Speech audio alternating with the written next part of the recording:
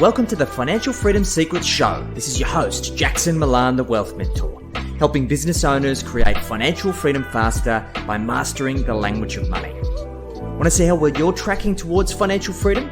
Complete our 40-point financial performance scorecard at wealthhealthcheck.com.au. That's wealthhealthcheck.com.au. The average score for most business owners is 18 out of 40. So complete the scorecard now and see how well you're tracking towards financial freedom.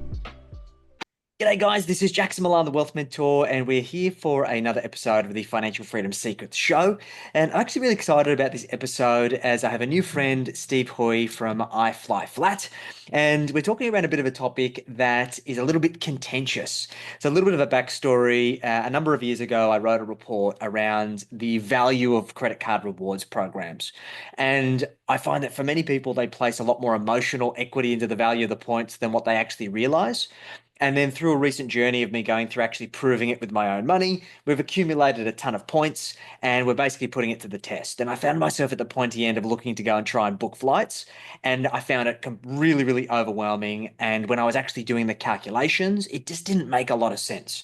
And then I was introduced to Steve, who specializes in deriving as much value from these programs as possible. So I'm really excited to kind of unpack some of the mysteries that surround this, because I know business owners are really excited to learn more. So Steve, thanks for joining us. How you doing? Pleasure. Yeah, this is my topic 24/7, over 12 Living the years. dream. Fantastic. So, mate, give us a little bit of your origin story and what got you into starting iFLYflat. Yeah, so I did a Bachelor of Commerce, accounting, so numbers minded. My very first job was in a travel agency. So just a travel agency. But what's so interesting about that, that's when I realized that everyone pays a different price. So whatever ticket you buy, you pay a different price. If you get staff deals, you can pay a different price, or even if you get mates deals. And that was even before frequent flyer points. And then I went to work at Macquarie Bank, and I realized that there's a lot of things you can do with numbers. You can make money from numbers in all different ways. And then Macquarie Bank, everyone knows that built the financial wizards.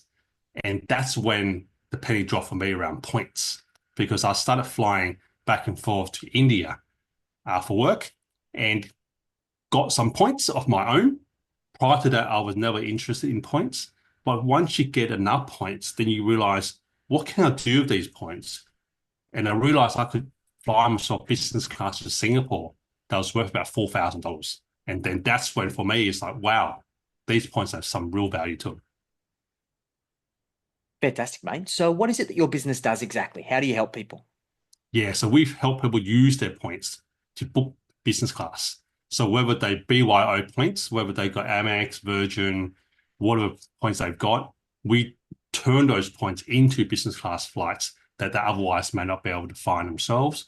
And we also provide advice to small, medium-sized business owners how to generate more points, how their business expenses, including payroll, paying their AGO, paying stock, can generate points. And then you basically create this flywheel, earning points and using points. Makes a lot of sense, mate. So how we come to meet, we had a bit of a conversation. So we've been running this case study for about 5 months. We accumulated about 1.3, 1.4 million points. And I started going onto the platforms and searching, and I'm like, flights one way was like 1 million points. And I'm like, this doesn't make any sense. So mate, from your perspective, like I'm sure you see this all of the time. Can business owners like me DIY and go and find this themselves, or is it important that they actually get help? Like, what's the best practice here, mate? Of course, you can do it yourself. Like there's heaps of people out there that are blogging and writing articles about how to use points. And the thing is that the frequent flyer programs themselves and the airlines, they have all this information on their website. So no information is secret or gatekept. It's just about understanding how the system works. So when you talk about using 1 million points to fly somewhere, well, that's true. That's one method. But there's another method where you can fly for return business class for about 318,000 points. So the main thing I think is all about knowledge. How do you use the point system? And talking about my own experience, like I never was interested in points until I got enough points to do something with. And I think that's everyone's experience. No one cares about points until they got enough. And then they realize, what am I supposed to do with this? So it's like the first time, it's like buying a house. The first time they ever go, what's going on here? And sometimes that means that they might have made a bunch of bad mistakes in the past and been none the wiser until someone comes along and says, 1,000,000 points. Did you fly free flights? No, just once. Oh, no, no, no, don't do that way. Yes. And that's when you start becoming aware that there's smarter ways to do that. Yeah, it was interesting when I posted on social media about this. I'm like, how do people redeem their points? And there was just a lady very nonchalantly who'd accumulated quite a lot of points. And she's like, I don't even care that I've got the points for free. So whatever the amount of points is, I just use them, which as finance guys, we obviously look for the best return on investment. So Steve, do you want to explain what are the two methods of points, just so people understand? Yeah. So the airlines will make a promise that said, if you got points, you can book a flight. But what they do is they have two separate methods. One is what we called and what we like best, say the Qantas World Classic Rewards, where they actually have a fixed table of points prices, which is decided by distance. So what they do is whether you fly between 0 and 15,000 miles, they break the distance band into 10 zones. And each zone they give a price, whether it's the price for economy, premium, business, and first. And the number of points required to fly that distance band is fixed. It does not change from day to day. They only change it at once every 5 years. So if you fly the same distance, whether it's to Europe, that distance band will represent these points. So that's one way. But because it's fixed price, there can only be limited seats available. So the seats that fall into those type of flights are limited and they're always changing. The other method is where you basically convert your points into a flight credit. Your points are getting converted into money and money that's paying full price for the ticket. And that's when you start seeing these 1,000,000 points numbers because you convert your points at about one Qantas point becomes worth 1 cent. And so if a ticket is $10,000, that means there's 1,000,000 points. If tomorrow the ticket goes to $15,000, that's 1.5 million points. So that goes up and down. So people, what happens generally is they don't use points very often. They come up and they search for the flight on the date. And if there's no reward seats available, they look and go, well, 1,000,000 points, 1.2, that doesn't seem like what I had in mind. Well, that's because those reward seats might still be available, but it's just not available right then. Tomorrow, if you search, they could be available. So therefore, it's the effort of finding these seats and knowing about them. That's the key. Makes sense. Cool. So just as a general rule, if we're comparing apples for apples of a rewards seat and a retail seat, what is the typical differential in terms of price, just comparatively in terms of points? You mentioned something before about 300,000 or thereabouts compared to like 1.2 million. So it's about a quarter of the price, would you say? Yeah, that's right. It's about 3 to 4 times higher when you Wow. convert your points into money versus Yes. keeping them, using them as reward flights. Makes sense. Okay. So how does one, what are the best practices? Like if somebody did want to DIY, how do they go about it? Yeah, the best is to read up and gain knowledge. So in Australia, there's a bunch of blogs, websites like things like Executive Traveler, Point Hacks, Champagne Mile, Flight Hacks, and there's probably a bunch of other more, including forums. They're endlessly talking about how to use points because there's a Yes. whole community that love the value and love the experience of flying no pointy end without Yes. paying for it. It's basically like a sale, but the savings are so much significant than anything you can get on a sale. So there's a real desire, and I guess sometimes an addiction to get these points and then have these amazing experiences. So there's lots of information out there. That's the Yeah, first and step. I guess the thing I put in my report is understanding the cost benefit of that time. Being a CEO of an eight-figure business, and most of our clients are 7 and 8 figure business owners.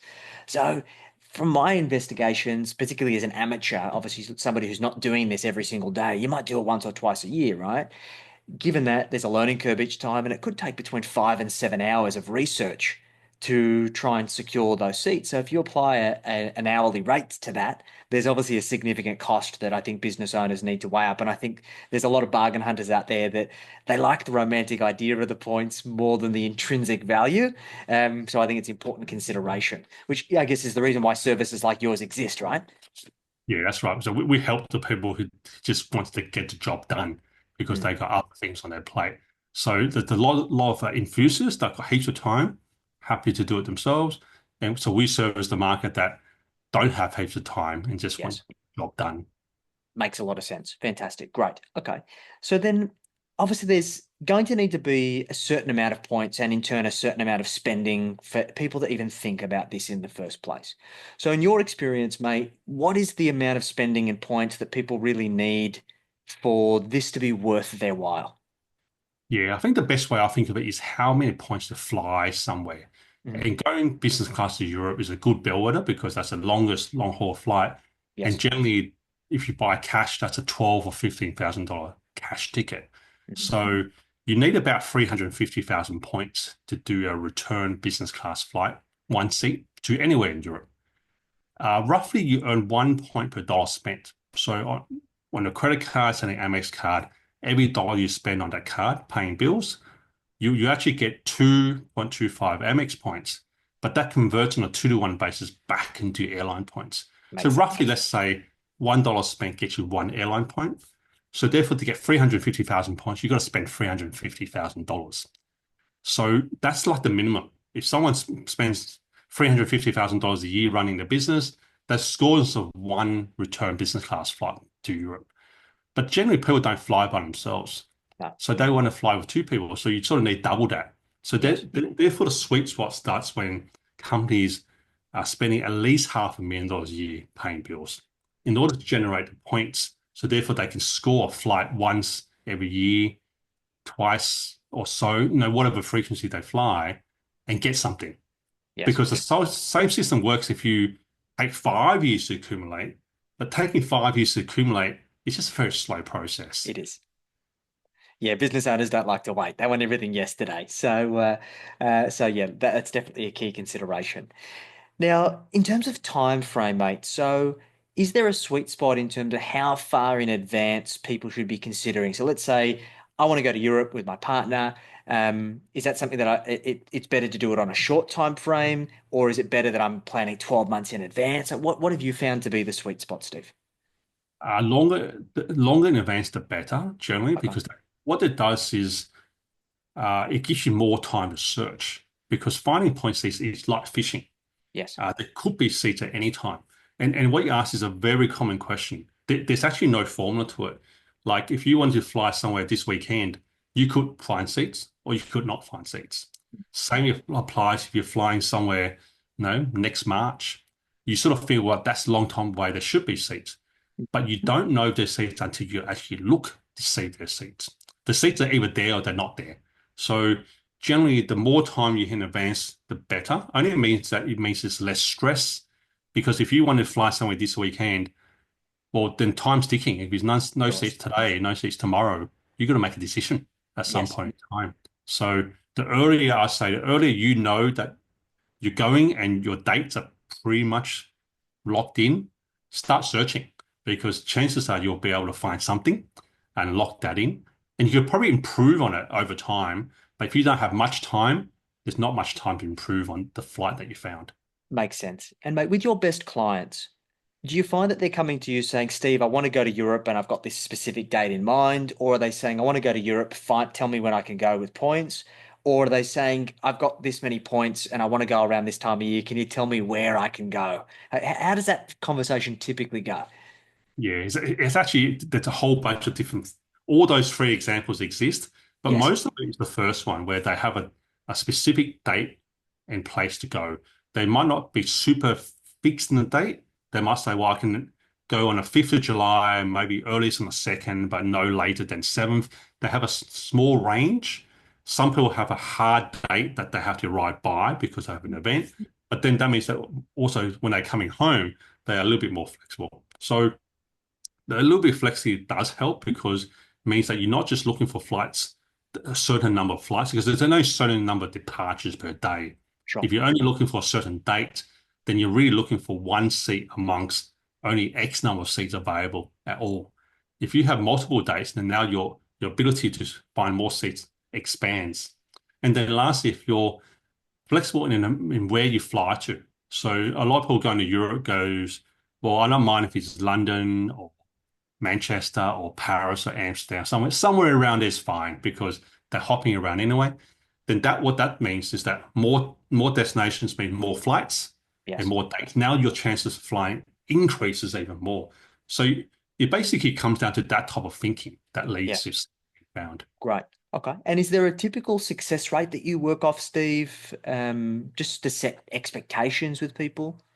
Yeah, so we have about 75% success rate of every booking that comes through our desk that we'll find in book. Sometimes the 30 or 25% that don't work normally is sometimes last minute, where Yes. they're looking for something not too far away. Or when you're looking for 3 or 4 seats, Mm. that's when things become harder. Because what you're trying to do when you're looking for 3 or 4 seats, you're trying to find 3 or 4 seats on the same plane. Yes. And that plane may only have 20 business class seats total. So therefore, that means that all the seats, flights with 2 seats available, you can't take. So No. you can then find the chances is even rarer. It does happen, but for that case, you need more time to be looking.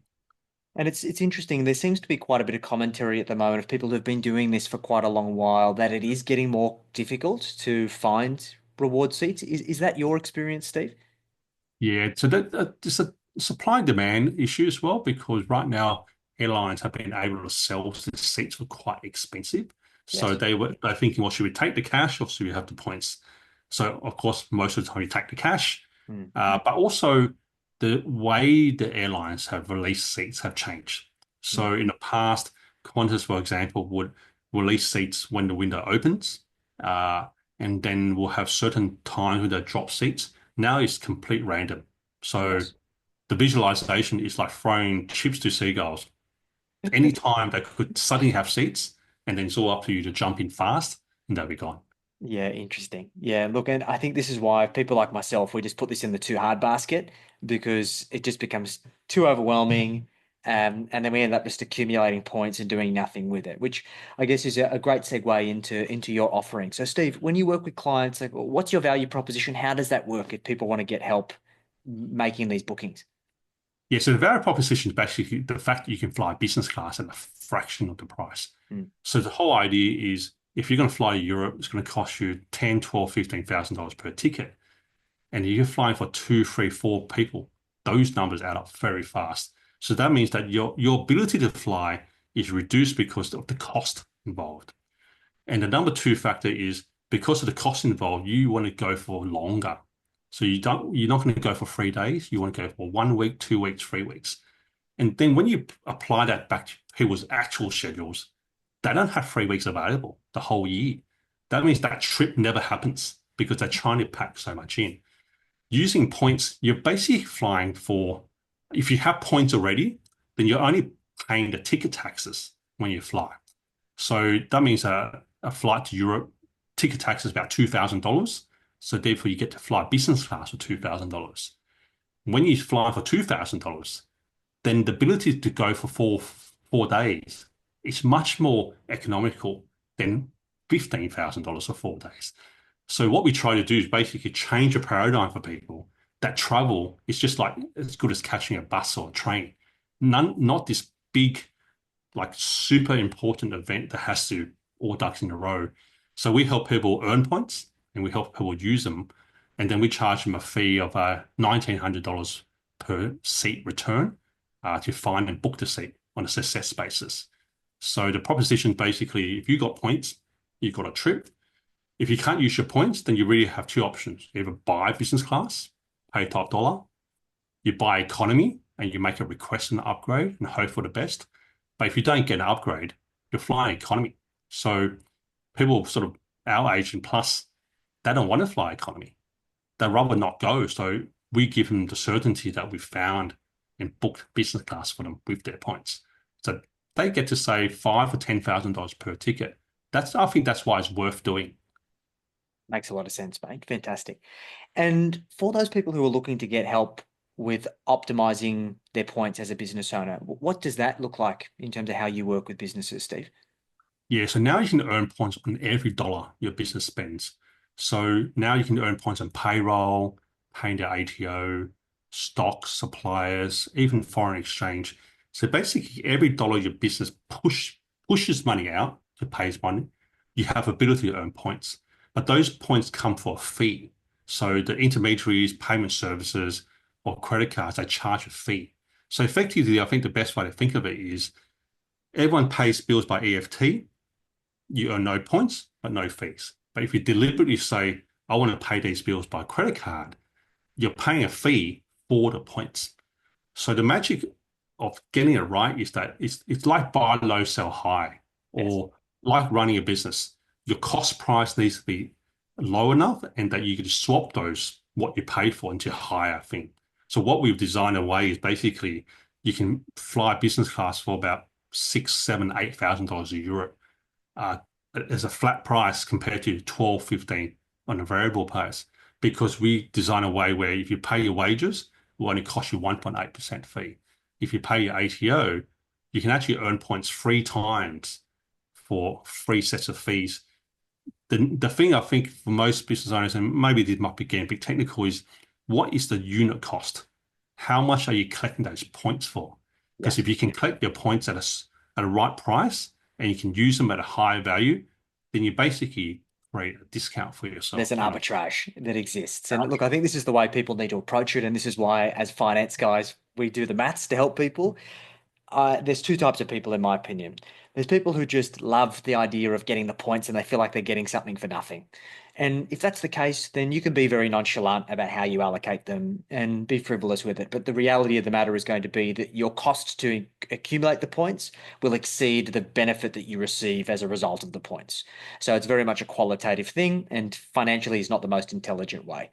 But if you want to be pragmatic, and you want to game the system, beat the banks, there is a very systematic and methodical way you must go about this, where there's a cost and there's a net benefit with basically no risk. Really, the risk is the sensitivity to overspending. Really, that's really the only risk. But as long as we follow the right parameters, then we can incur a cost and have an arbitrage net benefit that exceeds that cost, and then the value is ours to keep. The only real caveat to all of that is fringe benefits tax if you are using the business class travel for personal, but I think that's a separate conversation. And look, I think it's it's an area that the ATO is going to be scrutinizing very closely over the years to come, because I'm sure you've seen, Steve, there's a lot of business owners who may or may not be using their business points for personal use. Yeah. But if you use your business points for business use, that's completely Then it's fine. And it Exactly. provides a competitive advantage for businesses to be able to go places, go to conferences Correct. that their competitors can't because they're looking at full price. Bang on. Now, I think for Australia, that's what I want to help more Australians do because we are physically located so far away. Going to conferences in Los Angeles, going to conferences in Europe, we're like, oh, that's a good conference, but oh God, how much is it going to cost to get there? So you don't go. If you don't go, you miss the opportunities. I want people to be able to go, learn the stuff over there, make the connections, bring it back. All I know is that no one's ever gone for a trip and go, oh, that was a waste of time. Exactly. Everyone comes back and goes, that was good. I was slow lucky. I went. And that's how I'm trying to create those moments. That makes so much sense, mate. Fantastic. So, Steve, if you had to wrap things up and give us one last golden nugget, what would be that parting pearl of wisdom, mate? Yeah, well, every business has points to be collected. So it's right under your nose. And even people that say they don't fly much, I guarantee you, if flying business class was cheaper, the flying increases. It's just natural because who doesn't want to fly business class or who does want to fly economy as a term? Yeah, so everyone has points they can earn. And I think it's worthwhile. Bang on, mate. I think, look, it's important that you guys approach this the right way and make sure you do the calculations and don't allow the mental accounting to escape you. And you've got to surround yourself with the right people who understand the rules. Because at the end of the day, we can pay our own idiot tax, or we can try and work with people who have the expertise that help us expedite this process and get to the outcome. And you can have all the points in the world. If you can't use them, they're worthless. So I think this has been really valuable. Now, Steve, you shared with me a really great resource, and I hope you'd be happy to share it with our audience. That was basically a calculator that allowed people to work out how to optimize their points and also working out the points for various destinations. Do you want to give us a little bit of a run through of what that resource was? Yeah, that's right. I did a spreadsheet where if you plug in how much your total expenses were for the year, you'll work out how many business class flights you get to those destinations on certain airlines. You'll list how many points each airline charges to fly business class. And actually, I worked out how much in dollars using points to fly compared to cash. And basically, it's 45% off the cash price. So I've designed it such a way that any business, so imagine you could, or business owner, a bit like a loan calculator, you want to see your own numbers to see what the result is. And I think people will be surprised how many flights they can get. Because if people are thinking it costs 1,000,000 points to fly, then of course I agree with you. That's a waste of time. But it doesn't cost 1,000,000 points. 1,000,000 points can get you free return flights. That changes the equation completely. And I want 100%. people to understand consciously they have something sitting in their business to take advantage of. And business is hard enough already. Why not Exactly. squeeze every cent you I can? agree with you, mate. 100%. We'll include that link in the show notes. And guys, make sure you jump on that. It was really eye-opening for me going through that. It was really the epiphany that the moment that I saw there is a right way and definitely a wrong way to do this. Now, Steve, if people want to get in touch with you, mate, to discuss how you might be able to help them, what's the best way for them to reach you? Yeah, my website, iFLYflat.com.au is the best place. Or I'm always on LinkedIn under Steve Hui, so find me there. I'm probably there straight after this recording. Fantastic. We'll include all those details as well. Steve, I appreciate you making the time. And guys, just remember, a good idea in theory remains exactly that, just a good idea until you put it into practice. So make sure that you implement what you covered and learnt on this show. And we'll catch you next time. Thanks, Steve. Awesome. Thank you.